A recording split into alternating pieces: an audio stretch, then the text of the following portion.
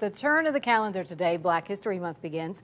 The city of Cleveland kicked off its annual celebration at City Hall today. News 5's Tanisha Cordell is there where a flag was raised in honor of Black History Month. Tanisha.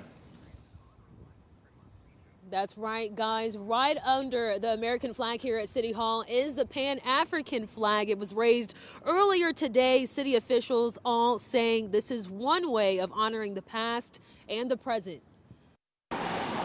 There's a rich history behind these colors, red, black, and green. It was said that people without a flag had no identity and they were less than dirt. The flag created a century ago for Black Americans. In terms of uplifting us, giving us a sense of pride and dignity, and as a symbol that we are a people, we are important. President General of the University Negro Improvement Association, Cleophas Miller Jr., says a lot of African Americans today don't know their history. A lot of the schools that you're involved in now, they don't teach you a lot of Black history. We want to do something about that.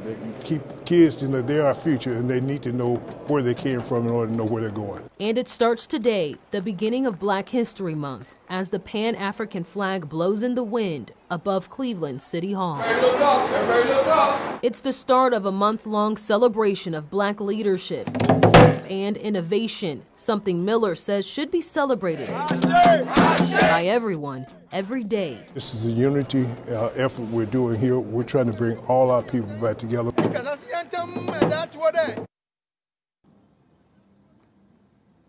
Now, the celebration of Black history will continue all month long here in Cleveland. The city has several free public events planned. Details on those all posted online. For now, live downtown, Tanisha Cordell, News 5.